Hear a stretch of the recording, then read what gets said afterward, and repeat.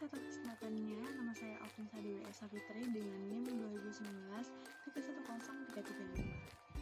Terima kasih atas kesempatannya. Perkenalkan, saya Yulia Tika Demirsa Fitri dengan NIM 2019-310360. Di sini kelompok 4 akan mempresentasikan hasil kerja kami, yaitu review artikel dan ide riset.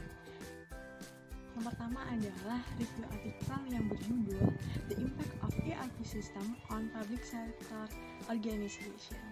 Pertama yaitu teori. Nah, ada dua teori, yaitu grand theory dan supporting theory. Nah, grand theory dalam penelitian ini merupakan sistem ERP adalah salah satu aplikasi yang paling banyak digunakan yang dapat memberikan perubahan signifikan dalam organisasi. Nah, ini adalah kombinasi dari beberapa prosedur bisnis, aplikasi, dan departemen dalam satu database yang menyediakan real-time informasi kepada perusahaan. Dari Eleven, ERP system ini adalah sistem berbasis komputer yang dirancang untuk memproses transaksi organisasi dan memfasilitasi perencanaan, produksi, dan respon pelanggan yang terintegrasi dan real-time. Dalam penelitian ini, yaitu berbagai penelitian telah dilakukan untuk menganalisis dampak dari sistem ERP terhadap kinerja organisasi untuk membuktikan kemampuan dari sistem ERP. Nah, berbagai temuan telah ditemukan dan ada juga beberapa penelitian yang menunjukkan bahwa implementasi dari sistem ERP ini tidak selalu membawa peningkatan kinerja organisasi. Dengan ini yaitu beberapa penelitian yang menunjukkan implementasi dari sistem ERP yang tidak selalu membawa peningkatan dari kinerja organisasi. Ini bertujuan untuk menyelidiki dampak dari sistem ERP pada organisasi sektor publik atau PSO menggunakan dua perspektif kerangka pengukuran kinerja balance scorecard, yaitu keuangan dan pelanggan. Selanjutnya yaitu rancangan riset.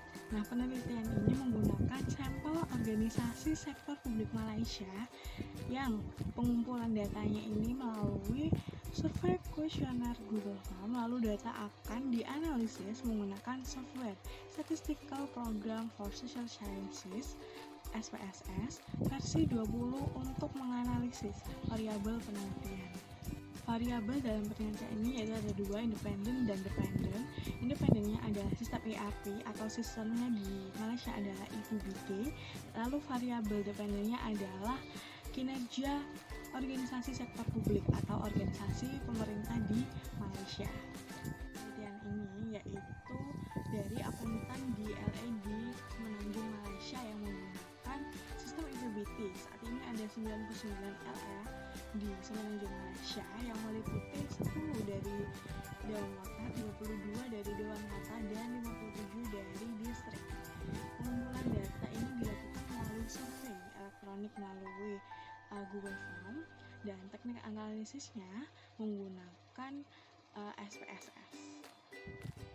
Penelitian menunjukkan bahwa penerapan sistem EPBD di organisasi pemerintah daerah memberikan dampak yang menguntungkan terhadap kinerja yang ditandai dengan implementasi sistem yang baik di organisasi sektor publik.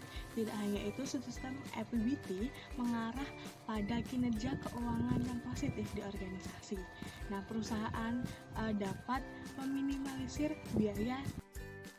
Keterbatasan dalam penelitian ini yaitu responden penelitian yang didominasi oleh akuntan.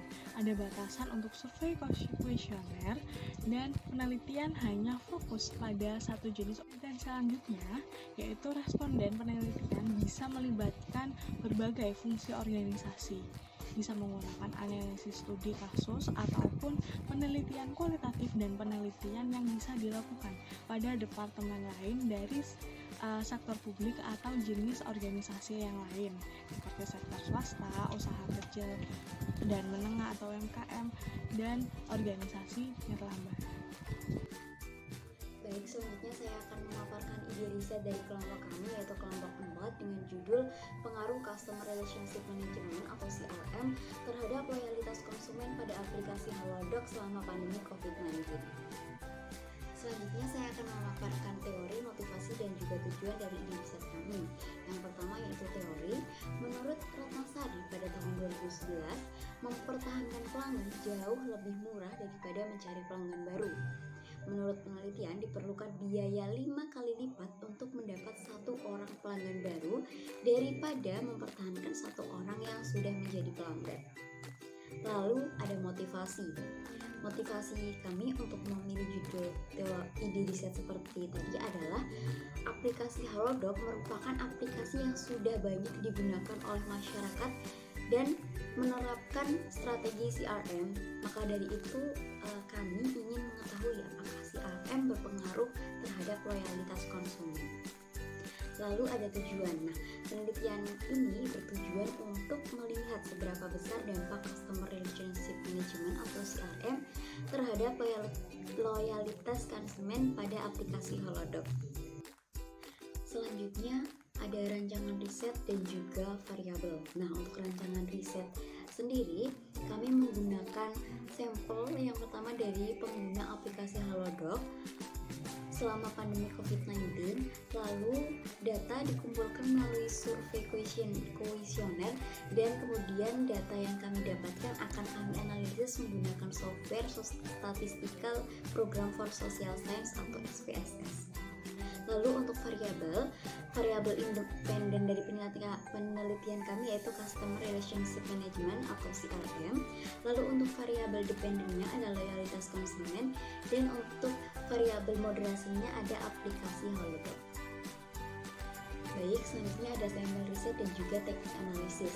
Untuk sampel riset sendiri, dalam penelitian ini kami menggunakan sampel dari pengguna aplikasi Halodoc selama pandemi COVID-19, yaitu data dari Maret 2020 hingga Maret 2022.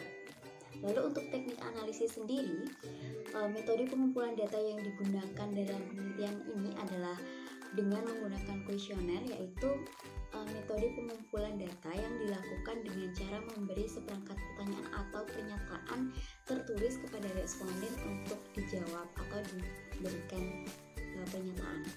Lalu pada penelitian ini, kuesioner langsung dikirim dan diberikan kepada responden, yaitu para pengguna aplikasi Halodoc pada masa pandemi COVID-19, dan kuesioner yang disebar berupa daftar pertanyaan tertulis kepada responden mengenai frekuensi penggunaan aplikasi Halodoc, aktivitas yang dilakukan, keluhan saat menggunakan aplikasi Halodoc, ketepatan informasi yang diberikan aplikasi, dan yang lainnya. Baik, sekian presentasi dari kami, kelompok 4. Saya Yuliati Kalunur Safitri dan rekan saya Afrisa Dewi Safitri mengucapkan terima kasih kepada rekan-rekan yang sudah memberikan perhatiannya untuk presentasi kami.